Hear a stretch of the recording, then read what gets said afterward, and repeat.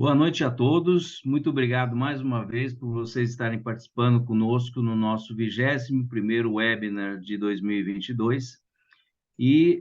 Hoje a gente vai falar de um aspecto que é extremamente relevante e que a gente vai abordar ao longo do nosso webinar. Cada vez mais as empresas precisam enxergar para fora da caixinha, percebendo as mutações que podem significar o sucesso ou o fracasso do seu negócio. Uma delas, talvez a principal, é perceber o que o seu cliente deseja, o que está mudando nele e como fazer para ele perceber que você tem o que ele quer. O nosso tema de hoje é Consumidor do Futuro, onde nós vamos estar abordando alguns temas, alguns itens que estão relacionados a esse assunto. Antes de começarmos, vou pedir para o Thomas dar algumas instruções que são as costumeiras dos nossos webinars. Então, Thomas, por favor. Obrigado, Pedro. Então, boa noite a todos, sejam muito bem-vindos novamente. Eu gostaria de falar para vocês um pouquinho sobre a plataforma que nós estamos utilizando, que é o Zoom Webinar. Se durante a palestra vocês tiverem algum insight, tiverem alguma dúvida e gostariam de perguntar para os nossos palestrantes, por favor, utilize essa ferramenta chamada Q&A, que é Questions and Answers, né, que seria perguntas e respostas. Através deste ícone, vocês podem enviar suas perguntas diretamente para os nossos palestrantes. Existe também o bate-papo, só que o bate-papo é mais para vocês interagirem entre todos os participantes, né? Mas se for algo bem específico para os palestrantes, eu utilizo essa ferramenta que no final ou durante o webinar eles vão responder as suas dúvidas, tá bom? E também lembrando que no final desse webinar vai ter uma pesquisa de satisfação. Então, a gente gostaria que todos respondessem para que nós pudéssemos analisar e sempre melhorar mais ainda os próximos webinars. Então, a opinião de vocês é muito importante. E, Thomas, obrigado por estar apresentando esse slide aí, que para nós do Hub da Gestão, ele é extremamente importante, porque essas empresas que vocês estão vendo aí, são empresas que são patrocinadoras e parceiras do nosso propósito de trazer o melhor da informação de gestão para o nosso público-alvo, que é principalmente composto de empresas de médio porte ou empresas de pequeno porte avançando para o médio porte. Quais são as empresas que estão conosco desde o início?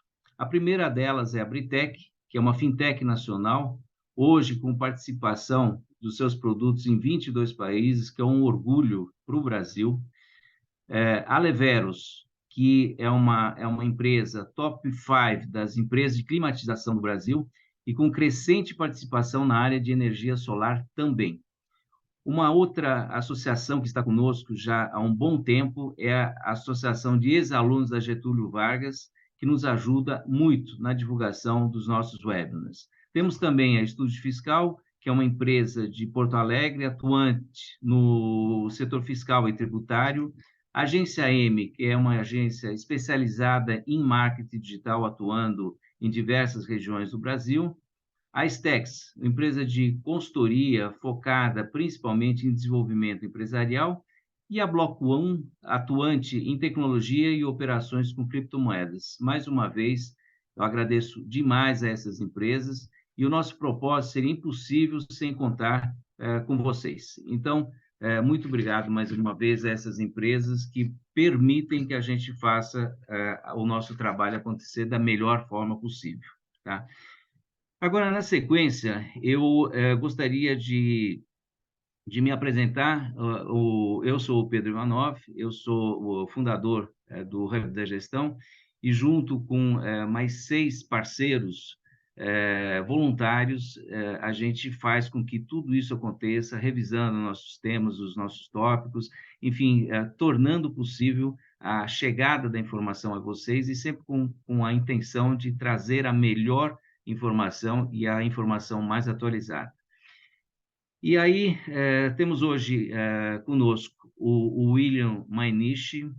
Ele é um especialista nessa situação de como chegar no cliente, como entender o cliente, como trazer o cliente para o nosso negócio, através de uma série de conceitos que vão ser explorados ao longo desse webinar. Eu gostaria que o William se apresentasse agora, falasse um pouco dele, só que eu vou te dar só 1 minuto e meio, não vai dar para você falar tudo de você, mas assim, ele tem essa carinha de novo aí, mas olha, ele é vivido à beça, gente, não se enganem, tá? William, vamos lá. Obrigado, Pedro. Boa noite a todos. Sejam todos muito bem-vindos. Bom, como o Pedro falou, meu nome é William, né? Só falando um pouquinho da minha carreira, eu tenho um background de TI, sou formado em análise de sistemas, depois pós-graduado aí, é, em administração de empresas, e aí eu tive especialização tanto no Brasil quanto nos Estados Unidos em liderança e inovação. Eu sempre tive envolvido em muitos ecossistemas de inovação, então a startup sempre foi muito um olhar que eu quis olhar, mas com um foco principal na experiência do cliente. Então hoje eu olho para a jornada do cliente e vejo como que a gente pode melhorar a jornada do cliente, melhorar os pontos de contato que a gente tem do cliente com essa mudança do digital, né? Que é a mistura do físico com o digital. Como que a gente pode olhar para essa experiência e melhorar ela cada vez mais?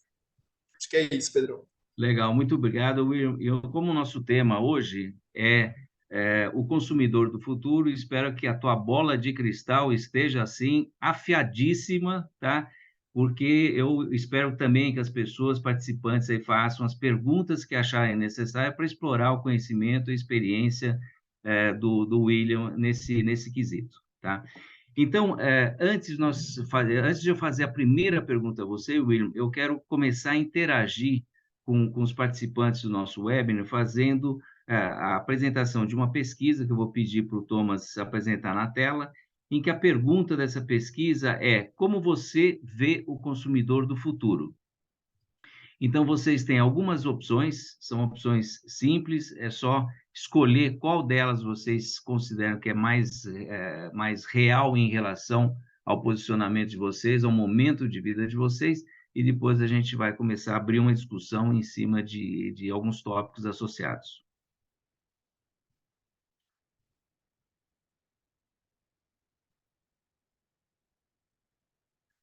Muito bem, já temos a resposta, em que uma resposta interessante até pela intensidade, porque todo mundo optou por consumidores mais realistas, tá? E eu acho que é uma boa colocação, a gente vai poder explorar, porque a realidade, a visão realista, ela pode ser muito ampla ou pode ser restrita.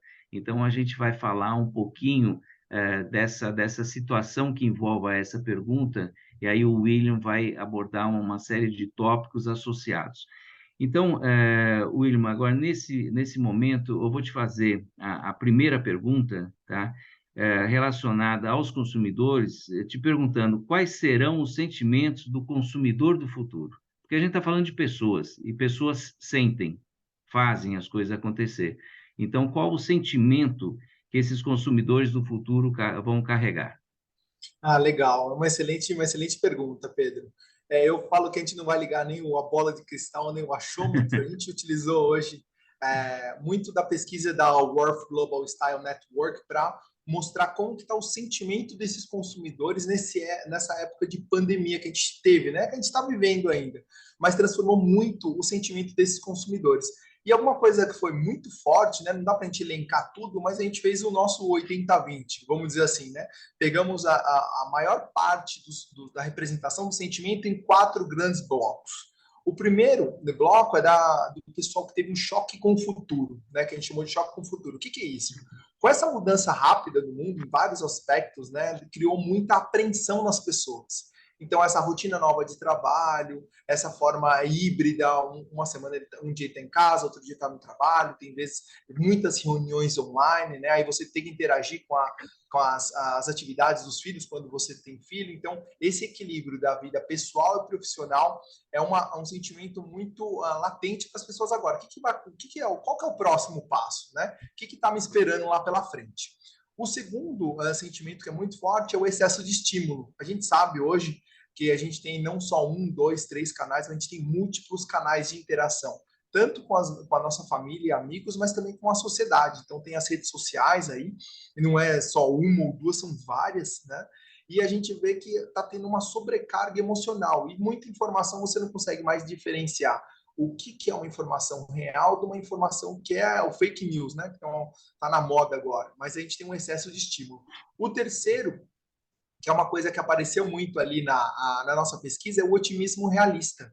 Então, falar que para a gente olhar para isso de uma forma muito, um olhar, na verdade, das pessoas muito próximo. O que quer dizer? As pessoas estão buscando alguma coisa por propósito, né? Então, a gente pode exemplificar, por exemplo, o Instagram e a vida real, né? O Instagram é aquele aplicativo do grupo Meta, o Facebook, ele fica postando, às vezes, você vê as pessoas postando foto, postando vídeo de viagens maravilhosas, mas será que aquilo ali é verdade? Será que aquilo lá está trazendo felicidade para a pessoa que está usufruindo? Será que aquilo lá é a melhor por exemplo, comida ou lugar que satisfaria os meus desejos, né, os meus anseios?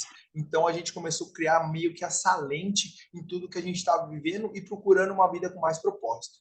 E, por último, o encantamento. Né? É um sentimento de fascinação que ele se manteve em segundo plano durante esses últimos anos. Né?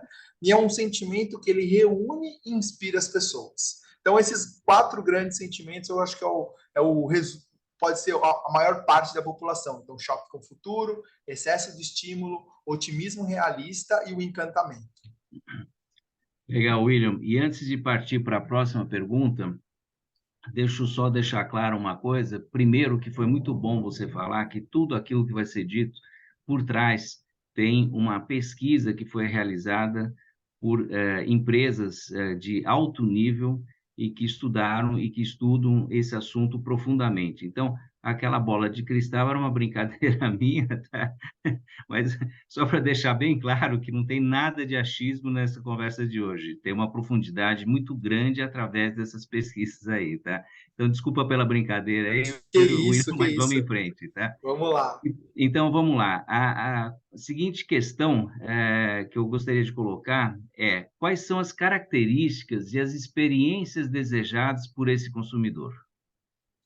Legal. Esse aspecto, eu vou compartilhar uma tela aqui rapidamente com vocês, que exemplifica um pouquinho do que a gente falou agora. Né? Então, quando a gente está falando ali de choque com o futuro, é uma coisa muito natural as pessoas procurarem mais a conexão com a natureza, a sustentabilidade, para se manterem mais ativas, não caírem em depressão, né? Continuarem vivendo a sua vida. O tempo de GOAT é a greatest of all trips, né? Antigamente era greatest of all time, mas como que a gente pode usufruir daqueles lugares paradisíacos que a gente via antigamente, sei lá, Maldivas, né? Ou até Fernando de Noronha, até um tempo atrás era inacessível. As pessoas estão se programando e vendo uma forma de ir para esses lugares que a gente só tinha artista indo, influências, pessoas famosas, né? Uma outra coisa que é muito legal e repete tanto no Choque no Futuro quanto no Encantamento são as experiências intimistas. Então, a gente está falando muito de uma experiência personalizada, uma coisa VIP, uma coisa handmade. Quem não gosta de uma coisa handmade se sentir especial? E aí a gente cai para o segundo bloco também, que é o encantamento, e tem mais um item que se choca entre os dois, que é o self-drive, que a própria palavra diz que é como se você se empoderasse da sua própria direção, mas com o olhar do micro detalhe. Então, por mais que você esteja num caminho, por exemplo, da sua casa até o trabalho, do trabalho até a escola, como é que você pode ter um olhar micro naquele local, saber, pô, eu vi um lugar que eu não conhecia, eu vi um caminho que eu encontrei alguma coisa muito legal, então é aquele olhar mais apreciativo. Esse é um termo que vem sendo difundido fortemente, que é o friendscation, que é a junção de friends, amigos, e vacation, que é férias, né? Então, é sair de férias com os amigos, e amigos a gente coloca amigos e familiares mais íntimos, né? Quando fala familiares mais íntimos, é aquele seu primeiro ciclo ali, se você é pai, mãe, os seus filhos, né? Ou os seus pais, mas não é aqueles os primos, os tios, mas aquele núcleo familiar que está mais próximo de você. Aí, já partindo para o bloco de excesso de estímulo, a gente tem por busca por tecnologia e inovação, a gente vê que realmente está crescendo fortemente ali, não só a forma como a tecnologia está mudando, mas como as pessoas estão consumindo isso. E um termo também que eu quis trazer aqui, que eu achei muito interessante, que a gente vem escutando muito nas mídias internacionais, é o pleasure, né? Que é o business e leisure. Então, é negócio e lazer. Com essa nova forma de trabalhar de forma híbrida, né? A gente tem que saber juntar ali muitas vezes o negócio com o lazer. Às vezes, na minha casa já é uma realidade isso, né? Eu estou em uma reunião, outro meu filho vem, traz alguma coisa para mim, ou ele quer conversar comigo, e a gente tem essas interações ali que no trabalho tradicional, no escritório, não tinha, né? Uma outra coisa que tem acontecido bastante, aí já quase caindo para o otimismo realista, é as pessoas estarem muito mais preocupadas, não só com o aspecto estético de como ela está, mas também com aspectos, por exemplo, da alimentação, de como ela está comendo, como ela está dormindo, né? A busca por conhecimento, a busca por coisas que fazem bem para você, até a qualidade da água que você está tomando. Há muitos anos atrás, isso não era nenhum aspecto que estava sendo levado em consideração.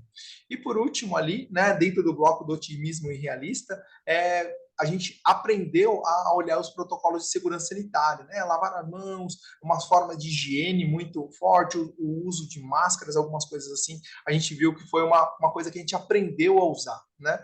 Apesar de aqui no Brasil, por exemplo, o uso de máscara no primeiro momento assustou, né?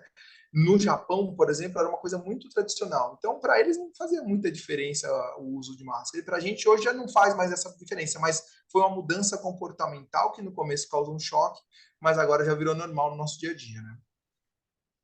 Legal, William, obrigado. Isso daí já foi um começo de aula, hein? Impressionante a abrangência de sentimentos, de características que tem por trás da figura desse consumidor. E quando a gente fala em consumidor, além das características, das experiências desejadas, como que a gente deve enxergar o perfil desse consumidor do futuro? Ah, legal, Pedro. Esse também é um estudo feito com mais de 20 mil consumidores e respondendo tanto pesquisas qualitativas quanto quantitativas, que é isso, tanto coisas pela internet, quando realmente ligar e pesquisar na rua, a gente conseguiu distribuir em 4 grandes blocos, né? Então, dentro desses blocos, a gente colocou os reguladores. Quem são os reguladores? É aquele grupo que se baseia na consistência como mecanismo de sobrevivência.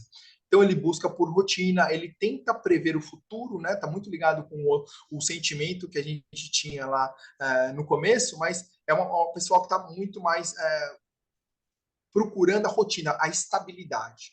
O outro grupo que a gente tem chama de conectores, né? Então, esses conectores são os novos millennials, ou geração Z aí, que eles são contrários à cultura da pressa, mas eles não são preguiçosos, né? Então, eles estão realmente determinados a reescrever as regras do empreendedorismo com compartilhamento. Um grande exemplo que a gente tem dessa geração de coisas de tecnologia que vem abrindo muito, por exemplo, o Elon Musk, né? O Elon Musk é um cara que compartilha muito das tecnologias que ele vem desenvolvendo. E ele compartilha mesmo aberto. Você vai querer saber como que você faz um carro elétrico, como a Tesla fez, ele compartilha o código e você pode, se você tiver condições financeiras de arcar com toda a tecnologia, você consegue fazer um igualzinho. Mas uma coisa muito legal, não sei se todo mundo conhece do Elon Musk, quando ele fez a SpaceX, que é a empresa de ônibus espacial dele, que ele quer levar a gente para a Lua e voltar, ele fez um foguete que custou 1/10 do preço do foguete tradicional da NASA. E como que ele fez isso? Ele fez um raio-x do foguete. Ele simplesmente comprou um foguete, tipo da NASA mesmo, e abriu inteirinho. Então ele abriu todos os itens e ele viu o que ele poderia aproveitar com coisas do nosso dia a dia. Por exemplo, uma bomba d'água. Ele não precisava ser uma bomba d'água especial para foguete. Ele pegou uma bomba d'água de piscina, que tinha as mesmas características, o mesmo grau de pressão e tudo mais, e colocou no foguete. Lógico que nos primeiros 5 ou 6 lançamentos não deu muito certo, né? Mas hoje ele já tem um produto muito melhor do que a NASA tem e o produto dele foi aprimorado com coisas que já são do nosso dia a dia. Então é esse mindset ali do compartilhamento e utilizar coisas que já tem no mercado e não ficar reinventando algumas outras coisas para não deixar para baratear e deixar o item mais escalável. A gente tem um perfil também chamado construtores de memória, né? Então, para esses construtores de memória, o mecanismo de enfrentamento dos desafios do dia a dia tem sido ancorar-se no passado, porque o passado não muda. Então, ele está ligado a tudo o que ele aprendeu e deu certo no passado. É um perfil mais conservador. E, por último, os neosensorialistas. Esse aí é o cara da tecnologia, experiência multicanais, o cara quer estar no metaverso, quer pagar um lanche com criptomoeda, mas ele quer receber a comida ali do iFood ali na casa dele, né? Ele está muito olhando para a experiência seamless, que essa é um outro termo de tecnologia que a gente vem vendo bastante, que é uma experiência sem nenhum tipo de contato. Ele tem ali, ele é quase totalmente digital, mas no final ele tem um produto que ele vai às vezes saborear, ou ele vai vestir, ou ele vai usar, né? Muito legal, William. E assim, antes de continuar, eu gostaria só de relembrar aos participantes que esse é um momento único para vocês fazerem as perguntas que forem pertinentes a vocês, que forem que desejo de vocês, e utilize o nosso Q&A para que essa pergunta chegue a nós de uma forma adequada. E aí, para continuar, dentro dessa figura dos consumidores, como que a gente deve enxergar esses consumidores, William? Eu trouxe mais um desenho também que eu acho que ajuda muito a gente olhar e ficar mais fácil de explicar, né? Quando a gente fala do estudo sobre esses públicos, né, a gente colocou aqui os 4 blocos de novo, os reguladores, os conectores, construtores de memórias e os neossensorialistas. Dentro desses blocos a gente tem uma coisa, por exemplo, nos reguladores, né? A família típica, então, pessoas maduras da classe B buscando experiências para tornar lúdicas suas vivências em família. É muito focado para o tradicional. Dentro dos conectores a gente tem as pessoas que estão procurando um pouco mais, e é tendência, tá? Serem mais espiritualizados, procurarem uma forma de se autodescobrir, de ganhar consciência de quem está, pegar um significado na vida, né? Então ele é muito focado nesse sentido da espiritualidade e no autoconhecimento. Aventureiros da fantasia, né? Então as pessoas estão muito estressadas no dia a dia, então ela quer ter alguma coisa para sair de escape e ter realmente um momento de se desestressar. Dentro dos construtores de memória, a gente tem os pequenos indulgentes, né, que eles querem se gratificar emocionalmente com uma recompensa mais acessível. Então, não só aquelas recompensas que são financeiras ou através de bens materiais, mas talvez um elogio, talvez uma experiência agradável traga para esses construtores de memória ali um reconhecimento. E esse termo novo aqui, femininamente, emancipação, está muito ligado aos novos conjuntos de valores profissionais e sociais, estimulando a alterar a consciência de marketing. Então, o que é isso, né? Ele é um modelo baseado na liberdade e poder exercer sua individualidade que tem impacto social. Então, como o meu trabalho, a minha relação pode impactar na vida de mais pessoas, né? Eu quero não só fazer o meu trabalho, eu quero ajudar as pessoas, né? E dentro dos neossensorialistas, né, que estão conectados em tudo, tá super frenético ali, querendo saber mais e mais das tecnologias, como é que ele, dentro desse dia a dia corrido, né, ele pode distribuir a sua vida entre a sua física e a sua vida digital, né, porque a barreira que foi criada no passado entre o físico e o digital hoje já não existe.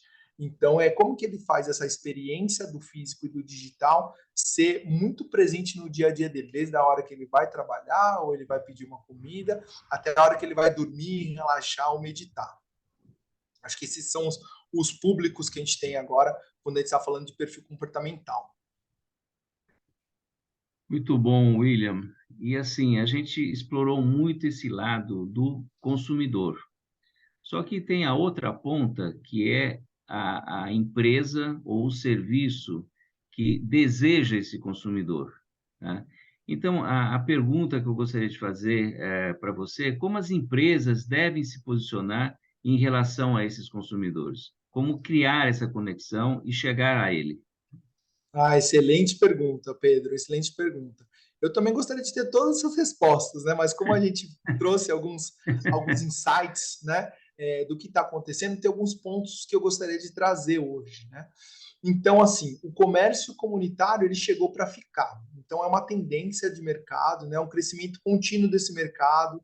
Então, a gente vê pessoas se juntando para comprar mais barato, grupos. Eu não sei se é uma realidade para vocês, mas dentro da própria escola mesmo, eles têm o presente comunitário do aniversariante. Então, às vezes, todo mundo dá um presente, talvez todo mundo se junte e dá um presente comunitário para aquele aniversariante do mês. Se às vezes tem 2, 3, fica muito mais fácil a dinâmica, né? Então, isso é uma coisa que veio para ficar, os números mostram que é uma coisa que a gente tem que olhar com muito carinho. Uma outra coisa é investir na economia do cuidado. E quando a gente está falando de economia do cuidado, as pessoas, a gente pode olhar que as pessoas estão descartando tudo que é tóxico para suas vidas, né? Então, a gente vê uma sociedade que está ganhando mais tempo de vida, né? E aí a gente vê ali vários problemas causados tanto de fadiga mental, de luto, física, né? Vindo para o seu dia a dia de uma forma muito forte devido a essa enxurrada de informação que a gente está passando. E com isso, a indústria do cuidado vem crescendo muito, tanto do cuidado mental, físico, né? A gente vem vendo nos números que é uma coisa que veio para ficar, né? Então a gente tem que olhar com muito carinho essa economia do cuidado. O terceiro, que é uma coisa muito interessante, faça o metaverso trabalhar para você e não contra você. E para quem não sabe o que é o metaverso, né, dessa parte de tecnologia, a gente fez um webinar, pode buscar aqui no nosso histórico, falando uma trilogia ali sobre o metaverso, mas o metaverso, quando ele foi criado, né, todo mundo falou, isso aí não vai dar certo, é uma coisa que é muito futurística, né? Mas aconteceu isso já uma vez, e foi com o 3D, né? Quando a gente só tinha os desenhos 2D, que davam uma dimensão muito limitada do que a gente tinha, e o AutoCAD foi o grande responsável. O AutoCAD é um programa de arquitetura muito famoso aí no mercado, mas ele trouxe a visão do 3D. Quando veio o 3D, todo mundo, nossa, que coisa legal, ele dá a profundidade dos objetos, a profundidade da obra, da planta, né? E aí a gente está vendo agora o metaverso trazer o 4D, a quarta dimensão, e a quinta dimensão, que é a imersão, né? Então, olhar para esse olhar falando, isso aí já passou no passado, deu certo, ficou, tanto é que ele evoluiu. Então, agora no metaverso não é questão de você aderir ou não, ele vai acontecer. Então, como que eu consigo entrar nesse metaverso ou participar disso para não ficar de fora? E por último, né, a gente fala, melhor do que acelerar o seu negócio é acelerar no ritmo certo e na direção correta. Então, muitos negócios sumiram e cresceram do dia para a noite. Ali, né, a gente vê que o mundo de tecnologia, 10 anos atrás, a gente olha, tem muita coisa que a gente fala, nossa, não acredito que não tinha há 10 anos atrás. Né? E a gente vê hoje, por exemplo, um exemplo dessa semana mesmo, foi a entrada de uma rede social chamada Co. É um nome super diferente, já está bombando entre os brasileiros.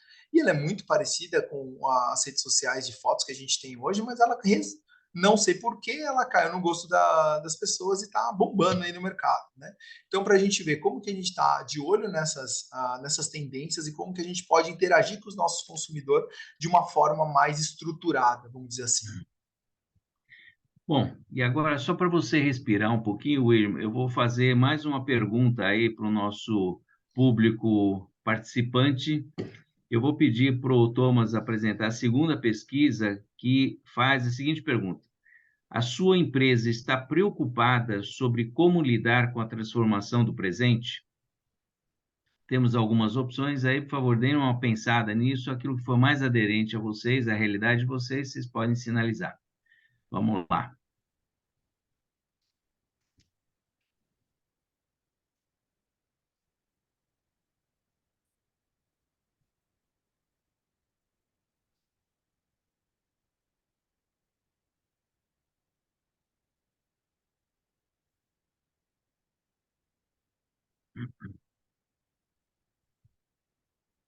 Muito bem, a gente tem aí uma divisão nas respostas, em que 50% das pessoas acham que de vez em quando ouço algumas conversas sobre isso, mas possivelmente de uma forma bem informal.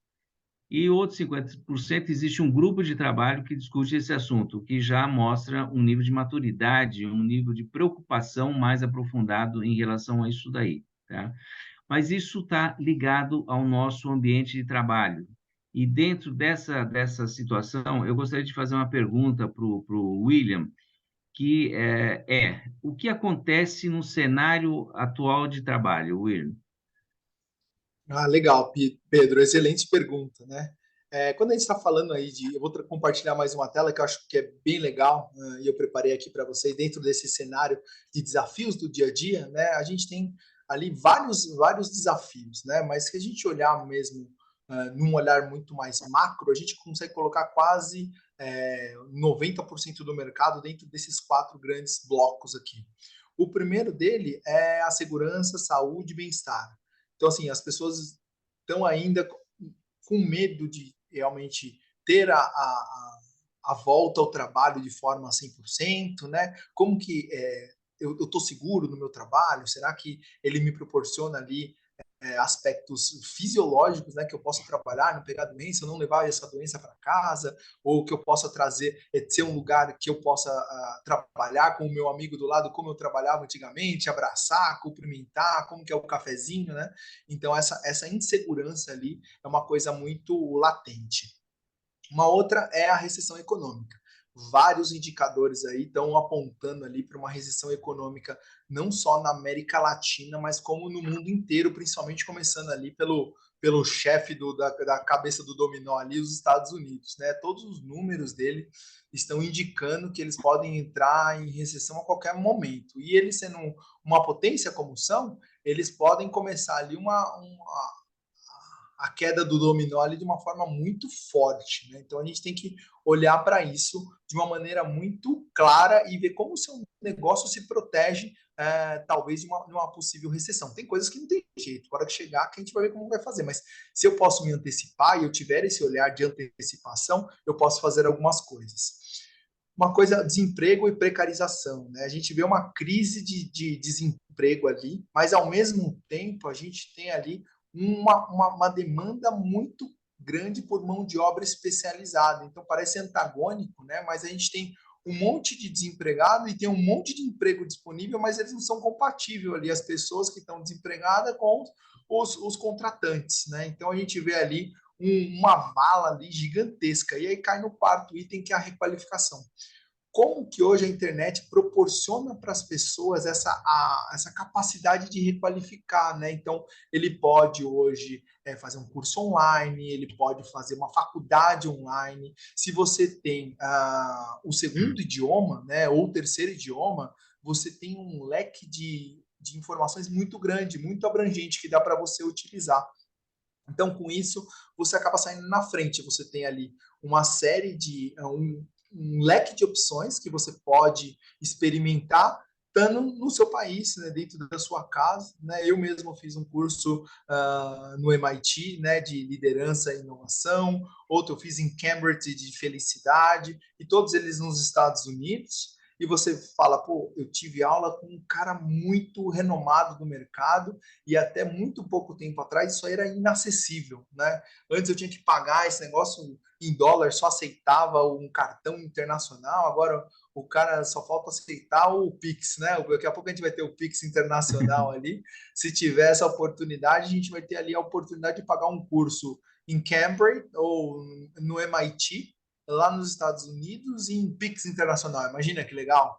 Então a gente tem hoje uma oportunidade única ali de poder se requalificar de uma maneira muito mais fácil do que era antigamente. E é uma tendência do futuro, as pessoas se requalificarem e por cima, né? Então, hoje eu não procuro uma escola boa, eu posso procurar a melhor escola. Hoje eu não procuro um coach bom, eu posso pegar o melhor coach. Se eu quiser ter o Tony Robbins como meu coaching ali, você pode entrar no grupo de mentoria deles ali na internet, pelo Zoom, você vai ter um coach direto com o Tony Robbins, né? Então, essa possibilidade aí do novo mercado fez com que a gente pudesse mudar e transformar a forma como a gente aprende.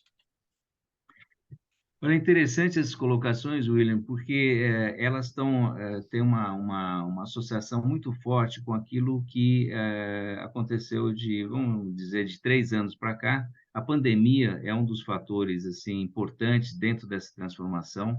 Essa guerra da Ucrânia com a Rússia, ou da Rússia com a Ucrânia, também tem um efeito colateral extremamente significativo, em que só gostaria de fazer 2 colocações aí que você já fez, mas intensificar a importância disso. Tá?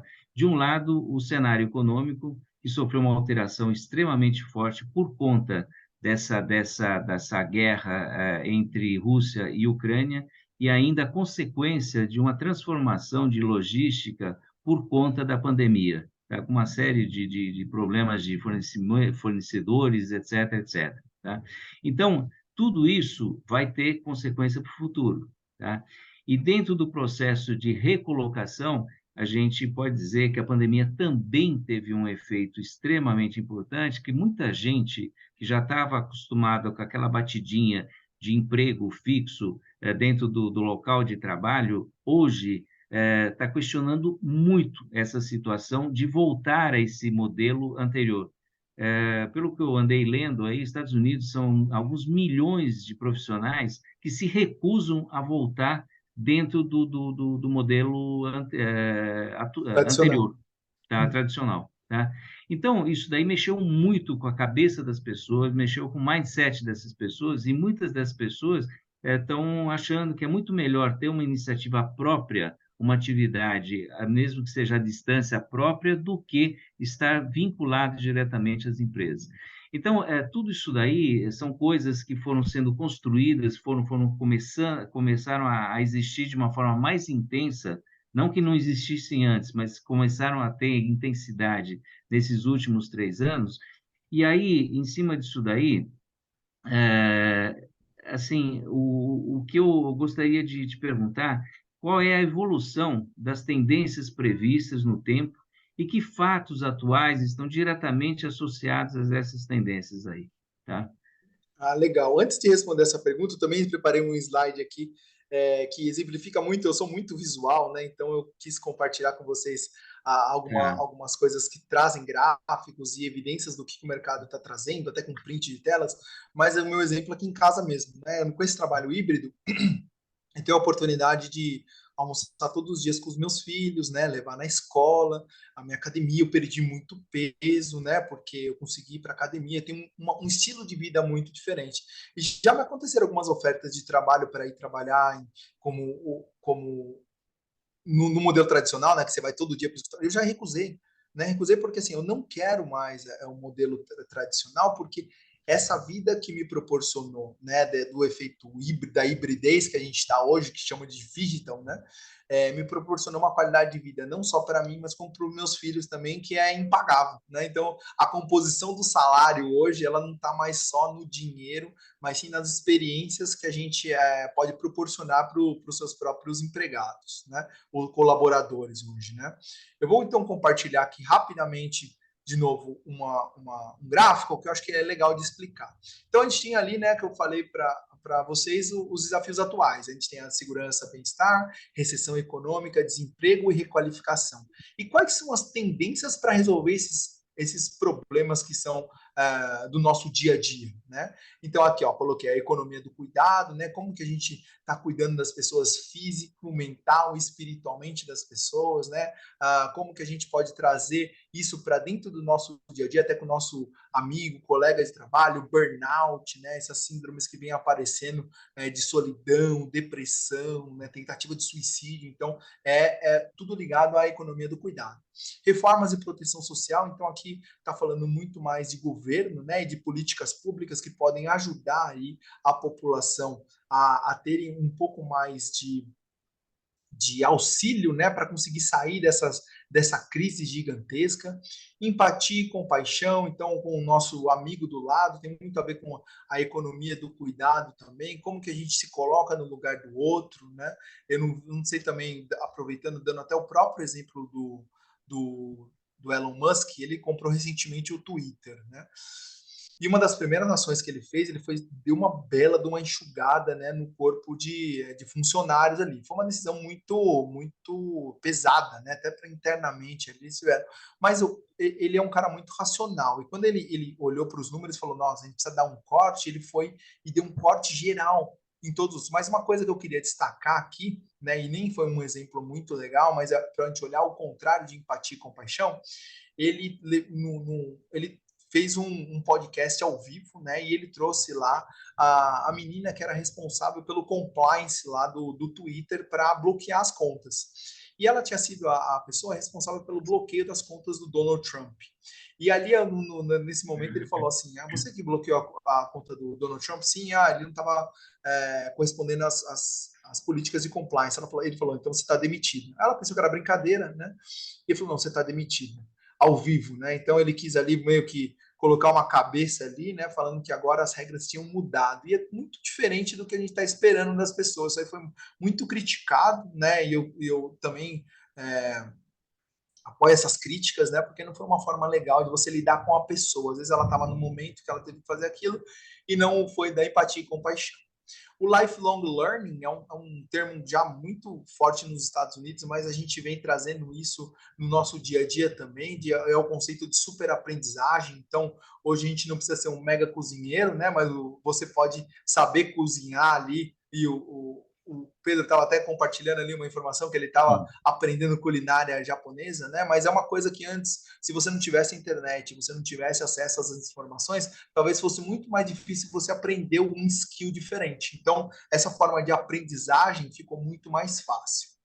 Foco na saúde e na proteção, então as pessoas hoje já estão mais preocupadas. Antigamente era um problema você fazer a pessoa usar luva, máscara, material de o EPI, né, o equipamento de proteção individual. Hoje as pessoas estão procurando isso. Eu quero saber do meu EPI, o que eu tenho que utilizar para ficar seguro, né? Isso é muito legal.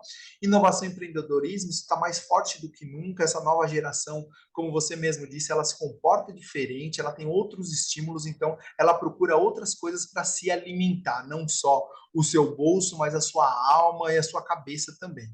Ética e posicionamento. Esse daqui é um quadrado super complexo, né? Porque ética e posicionamento vão trazer pessoas que mais próximas umas das outras. Então, o que quer dizer isso daqui?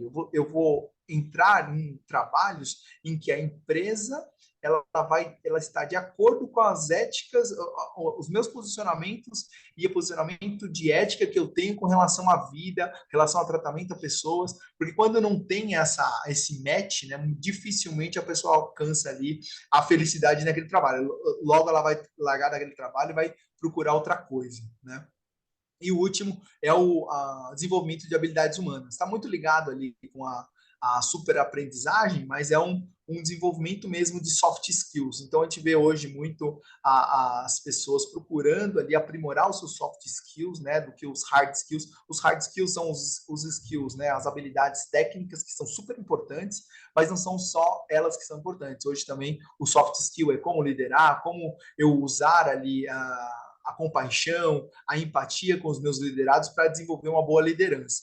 E aí, dentro dessas tendências, né, que você colocou muito bem, já adiantou um dos meus slides nessa pergunta aqui que você fez, que fatos atuais estão diretamente associados a essas tendências, é esse negócio da economia gig, né? Essa economia gig é uma coisa que aconteceu muito depois da pandemia. As pessoas foram para dentro de casa e começou também você ter composição de salário, como tiveram no começo, né? Quando a gente estava se adaptando ali, uma queda no salário da maioria das pessoas, no poder de compra também, as pessoas tiveram que fazer outros trabalhos. Então, terminava o trabalho um, começava o dois. Só que agora a gente está vendo que, e isso acontece muito na minha empresa, mesmo que eu sou uma empresa de tecnologia, tem mais de 1.500 funcionários, as pessoas têm mais de 2 trabalhos e a gente já sabe disso, né? O cara não quer voltar para o escritório porque ele tem 2 trabalhos. Então, ele está fazendo aquela entrega, tá legal, né? Mas a nossa reflexão legal. E se ele tiver um problema de burnout do outro trabalho que ele está fazendo? Então, o outro trabalho está estressando ele, que seria o extra,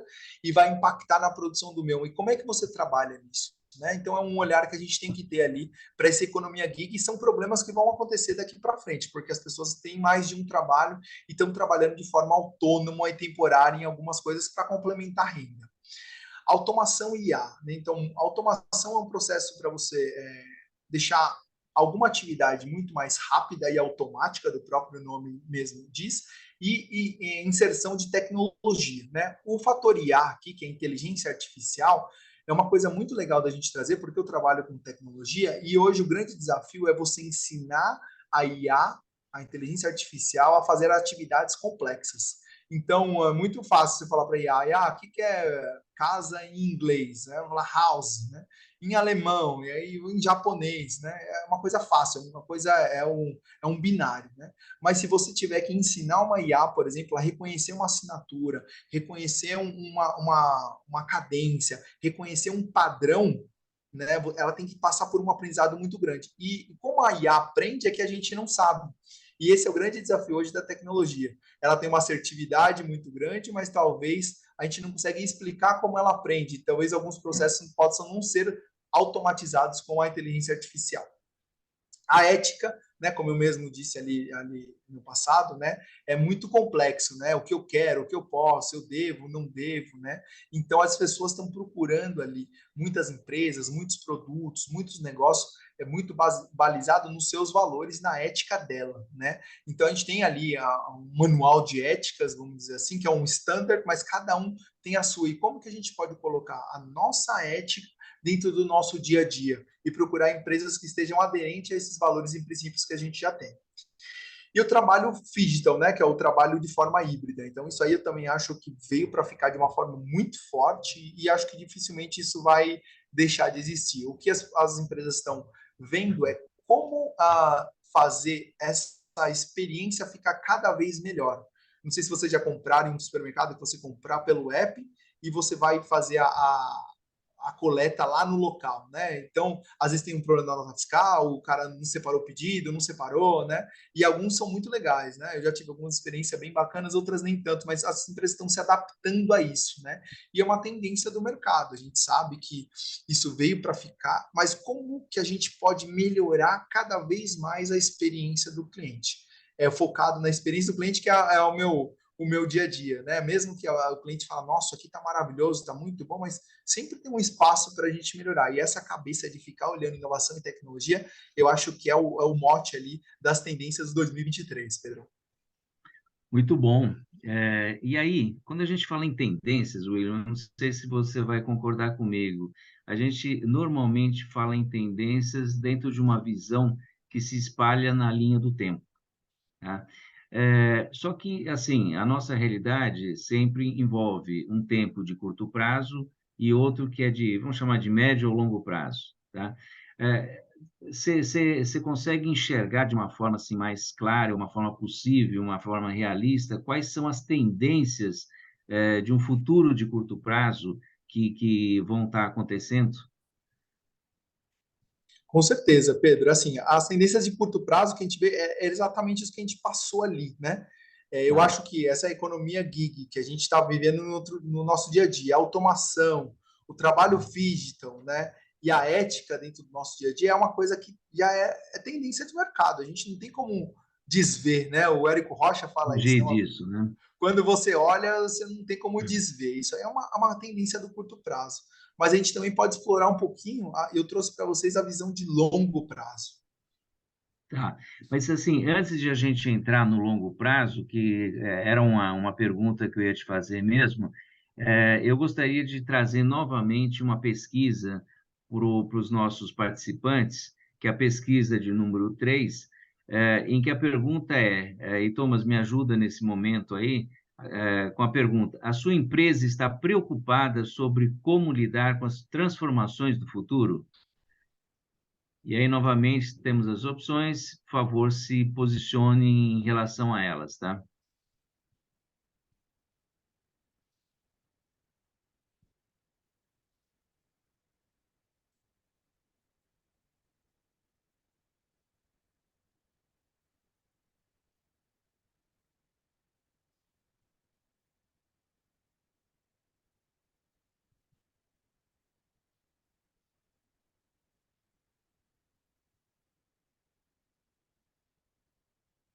Aqui tivemos uma unanimidade. Foi formado um grupo de trabalho para discutir esse assunto, tá? Novamente, isso mostra já uma preocupação e um nível de maturidade de gestão dentro das empresas as quais as pessoas participam, tá? E aí, agora eu vou estar trazendo aquela pergunta que você mesmo sugeriu a ser feita, tá? Mas totalmente aderente, que é quais são as tendências previstas para um futuro de prazo mais longo? Ah, legal, né? A gente passou ali, então, só reforçando aqui pelo desafio, comportamento, no curto prazo, né? E agora o longo prazo. O que são essas tendências de longo prazo, né? E tem um termo em francês, eu trouxe até um QR Code aqui, quem quiser tirar a foto para ver o material complementar a essa pesquisa, né? Que eles falam do PADD e humanidade. PADD é uma frase em francês, né? que fala de dança a dois, né? E quando ele fala que PADD e humanidade, é como que os robôs e os humanos vão conseguir trabalhar de forma conjunta para melhorar a experiência dos clientes. Então, hoje a gente se fala muito que os robôs tomaram os lugares dos humanos, né? E às vezes tem muitas pessoas preocupadas com isso, né? Nossa, a gente ia ver um mundo só de robô, né? E cadê a humanidade? Cadê a personalização que as pessoas podem ter? E, na verdade, não é isso. O que a sugestão da tecnologia é realmente potencializar essas relações humanas através da tecnologia. Então, muitas vezes a gente vê coisas de tecnologia que são muito simples, você fala, nossa, isso aqui é muito fácil de fazer, de mexer, né? E quanto mais simples, mais intuitiva ela é, mais tecnologia por baixo você tem. Então é um pouco muito antagônico esse conceito, que a gente fala que não, isso aqui é tão complexo, a tecnologia deixou tão complexo que eu preciso fazer um estudo em Harvard para conseguir usar. Então ali não teve tecnologia, né? Ali teve um monte de amarrados ali tecnológicos que fizeram uma experiência ruim. Mas quando o negócio tem experiência do foco na experiência do cliente, ele tem ali muita tecnologia embarcada, você vai ver uma experiência seamless, né? Você vai falar, nossa, isso aqui é muito fácil, nossa, isso aqui é muito intuitivo, né? Então, por trás disso teve muita tecnologia. Então, é uma tendência do futuro a isso, né? A união entre o homem e a máquina, né? Uma outra é a superaprendizagem, como a gente viu também de tendência ali no curto prazo, né? Mas o mundo vai precisar de uma requalificação emergencial. A gente sabe que estamos precisando de profissionais de TI, né? Então, hoje, se você tem um filho pequeno ali, né? Se você incentivar alguma profissão, você vai incentivar ele para a tecnologia, que ele vai ter com certeza ali um trabalho garantido. Hoje a gente tem ali um gap, por exemplo, na área de tecnologia gigantesca, do tanto de pessoas que a gente precisa para o tanto de pessoas que querem se formar nisso, né? E uma grande interessante a gente falar aqui, por exemplo, o processo de aprendizagem mudou também. Então não tem mais aquele negócio que você vai até a faculdade, termina a faculdade e você vai conseguir estar pronto para trabalhar em algum projeto ou em alguma coisa desse tipo de tecnologia, alguma empresa de tecnologia. As startups já falam disso, né? Mas uma forma como a gente contrata também, nós, empresas de tecnologia, mudou. Então, por exemplo, eu tenho um negócio que a gente chama de hackathon, que é um evento que a gente coloca um desafio tecnológico, que é um código que a pessoa às vezes tem que se inscrever e ver como que ela entrega esse código. Quem entrega mais rápido e o resultado melhor é a pessoa que vai ser contratada. E aí, beleza, a gente fez isso daí, um desafio super complexo, depois de 10 minutos já tinha lá uma pessoa que respondeu. E aí, pegamos o código, fomos no nosso especialista e falei, ó, abre o código e vê se está correto. E a gente ficou impressionado com a forma que foi escrito o código. Ele falou, tá bom, vamos ver a pessoa. Só que nisso a gente não estava vendo nome, não estava vendo idade, não estava vendo nada. Quando apareceu um menino de 13 anos explicando o código, eu falei, se foi você que fez? Foi, fui eu que fiz. Como que você aprendeu isso? Falei, não, para mim é muito intuitivo, né? Então ele aprendeu de uma forma diferente a programar e o resultado que ele teve ali foi gigantesco. O problema foi para a gente como que a gente vai contratar um menino de 13 anos, né? Está até fora do nosso escopo aqui de trabalho, mas hoje ele é um jovem aprendiz dentro da nossa empresa, mas ele entrou assim de uma forma muito diferente do que a gente estava acostumado a contratar. Propósito e significado, né? Então as pessoas vêm procurando muito isso, né? O que esse meu trabalho vai fazer diferença no mundo, né? Isso aqui eu vou ajudar mais pessoas? Será que isso daqui vai trazer alguma mudança no meio que eu estou? Vai deixar um legado para as futuras gerações? Então isso é uma coisa de curto e longo prazo que vem ficando cada vez mais fortes, né? Não é só mais um emprego pelo emprego, o salário pelo salário ali, né? E uma coisa que vem muito forte, já é um conceito que vem acontecendo, mas cada vez mais forte, que é o princípio da equidade, diversidade e inclusão. A gente vem vendo aí as mulheres serem inseridas não só no mercado de trabalho, mas também no mercado de liderança, né? As pessoas do movimento do LGBT, né? Outras raças, PCD, a gente vê uma inclusão, uma preocupação com essas pessoas que antes não tinham, né? E hoje a gente vê uma grande diferença nisso. dentro das empresas já é uma realidade, né? E cada vez mais a gente vê que isso é uma tendência de mercado e veio para ficar. E graças a Deus, né, na nossa empresa, por exemplo, a gente tem ali várias mulheres, né, na direção, e a gente vê que realmente é uma coisa em transformação que vem acontecendo fortemente. Muito bom, mais uma vez. Acho que eu não vou cansar de falar muito bom, excelente, muito legal para você.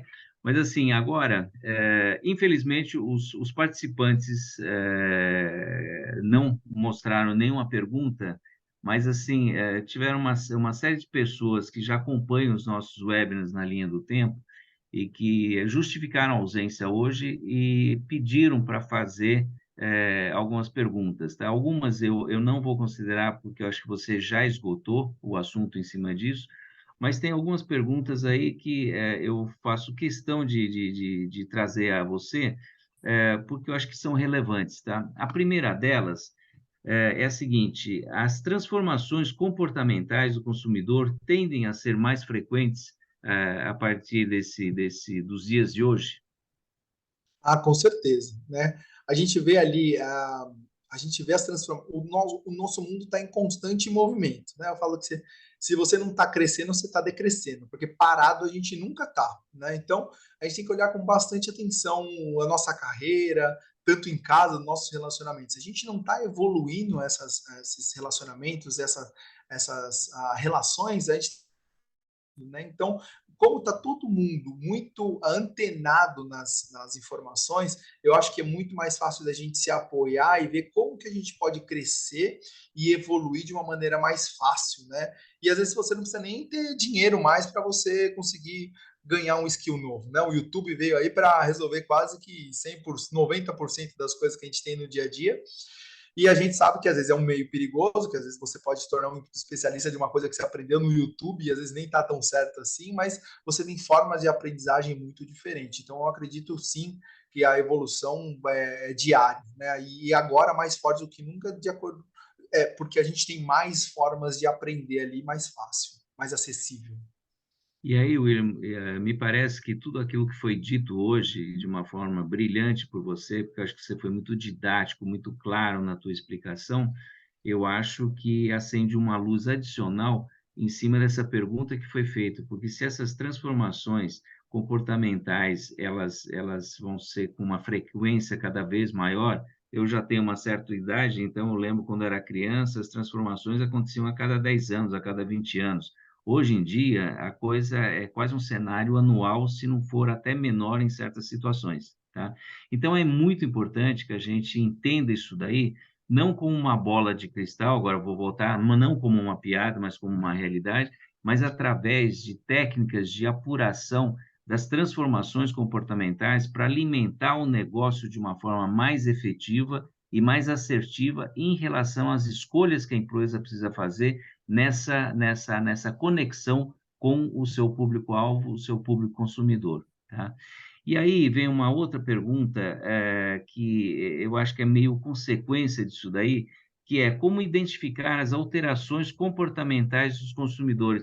Existe assim uma forma mais simples de fazer, porque normalmente a gente está falando com empresas médias que não têm acesso a pesquisas mais sofisticadas ou meios mais sofisticados de apuração. Tem alguma forma que, ao menos, nos dê uma luz nesse sentido? Ah, tem, Pedro. E essa é a forma mais tradicional e remota que nunca mudou, né? Escute o seu consumidor, escute o seu cliente, né? Esteja mais perto dele. Então, a gente vê ali grandes empresas de tecnologia hoje sofrendo pra caramba, né? Google, Facebook, LinkedIn, Twitter, né? Todos eles estão fazendo cortes gigantescos, né? Porque apareceu uma outra forma de se comunicar e o negócio deles caiu. O que aconteceu? Por que caiu, né? Eles tinham todos os dados, tinham todos os indicadores do planeta mostrando que o negócio dele estava caindo. E por que ele não olhou? Porque ele simplesmente não olhou para os seus consumidores e perguntou como eu posso te ajudar, né? Como eu posso melhorar? E pode ser desde do seu José ali da esquina ali, onde ele vende pãozinho todo dia, né? Até um comércio maior, um atacadista. Como que eu fico perto desse consumidor? Hoje, a fidelidade do consumidor ela está muito menor. Então, se você atende mal ele não vai voltar lá. Antigamente você falava, eu sou grande, só tem eu no mercado, eu atendo do jeito que eu quiser. Hoje não. Se você não você não olhar para a experiência da jornada que ele vai ter, ele te troca amanhã sim, ó. E tem você tá a um clique do seu concorrente. Diferente às vezes de você tá uma cidade, duas cidades, um bairro ou alguns quilômetros do seu concorrente, você está a um clique. Então, melhorar a experiência do cliente sempre vai ser uma solução. Escutar o que esse cliente tem para falar. Ele sempre vai dar a dica do que você precisa melhorar para ele continuar ali comprando com você e ficar cada vez mais fiel. E assim, agora uma pergunta minha, tá? A gente falou de diversos cenários, tá? E em algum momento você citou a inteligência artificial. Qual vai ser a relevância, e a importância da inteligência artificial dentro dessas visualizações, do que significa o consumidor? Porque uma coisa é falar com o consumidor, mas você pode ter um público mais ou menos restrito e você tem uma camada de consumo que pode ser extremamente mais abrangente e que você não tem contato com eles. Você sabe que eles existem, mas você não tem contato com eles. Como atingir isso através da inteligência artificial? Ou se a inteligência artificial realmente é o melhor meio para se chegar nisso? Eu não tenho uma resposta para você, mas alguns estudos mostram que a inteligência artificial ela veio para transformar os dados em informações. Como você mesmo disse, né, a gente tem ali, em algum lugar tem qual que é o seu comportamento, quantos quilômetros você anda, né? Se você tem um relógio smartwatch, ele sabe o seu batimento cardíaco, ele sabe quantos passos você andou, se você é ativo, não ativo, quanto tempo você dormiu, né? Tudo isso está tudo espalhado em vários lugares, né? O que é a proposta da inteligência artificial, e eu acho que vai, à medida que a gente consegue compilar esses dados de uma forma única, e esse é o grande desafio, principalmente em sistemas descentralizados, como no Brasil, né? Mas como que esses dados, esse monte de dados aí podem virar informações? Nos Estados Unidos, por exemplo, e eu morei lá 7 anos, a gente tem o Social Security Number, que é o equivalente ao nosso CPF lá. E lá você não compra um remédio na farmácia sem dar o Social Security Number. Então o cara tem traqueia tudo, o pedágio, tudo que você faz. Então, quando a gente vê nos filmes, né, ó, pega o social security number do cara que você vai saber onde ele está. É exatamente isso. Mas é um sistema centralizado de informação. Então, tudo que você coleta de informação, ele está indo para um único grande big data que a gente fala. E aí a gente pode utilizar a inteligência artificial para ser um grande minerador dessas informações. Então, ela vem para potencializar o processo de aprendizagem dos dados. O que ela vai nos trazer, que ainda é uma grande incógnita, porque depende ainda do humano ver com que olhar eu vou olhar para a inteligência artificial. Mas o grande desafio que ela nos ajuda a entender é como os dados podem refletir para a gente algumas coisas que a gente está procurando, padrão de comportamento, prever algumas fraudes, prever alguns indicadores, olhando para o passado e para o histórico de uma forma muito mais rápida e assertiva do que era feito por humanos, né? Somente. Só lembrando que o algoritmo que tem por trás da inteligência artificial é montada por um ser humano. Então, se isso aí for um ponto falho, o resto, a tecnologia não faz milagre, né? Então, mas assim, olha, William, eu gostaria de te agradecer demais aí a essa aula que você deu em relação à visão do futuro do consumidor e, assim, relembrando a todos o quanto é importante nós termos o contato pessoal, nunca devemos perder essa propriedade de falar com pessoas, enxergar pessoas e olhar nos olhos das pessoas dentro do processo de comunicação. Infelizmente, a tecnologia roubou muito disso dentro da experiência de relacionamento das pessoas, mas a gente precisa recuperar esse sentido. Mas isso não significa que a gente deva virar as costas para a tecnologia, para as técnicas que foram desenvolvidas na linha do tempo, porque a gente vai fazer o conjunto ser melhor do que era antigamente. E essa é a procura que o ser humano deve ter permanentemente, independente de serem aspectos pessoais, de relacionamento num círculo de amizades ou profissionais, mas significam fazer da forma mais abrangente possível, da forma mais assertiva possível e mais geradora de resultados dentro do contexto que se situar. Então, eu acho que você foi muito feliz nas suas colocações de hoje. Agradeço demais em nome do Hub da Gestão a volto a dizer, a essa aula, tá? Que vai estar gravada e disponível a partir de 2 dias, 3 no máximo, dentro do nosso site, na aba de webinars, e também no nosso canal de divulgação do YouTube, tá?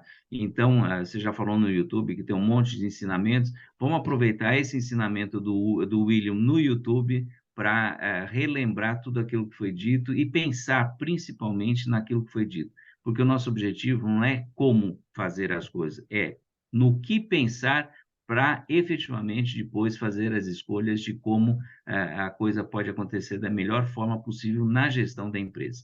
Então, mais uma vez, muito obrigado a você, William, pela tua explanação de hoje. Agradeço a todos os participantes por estarem conosco, relembrando aí que a gravação fica disponível em 2 ou 3 dias.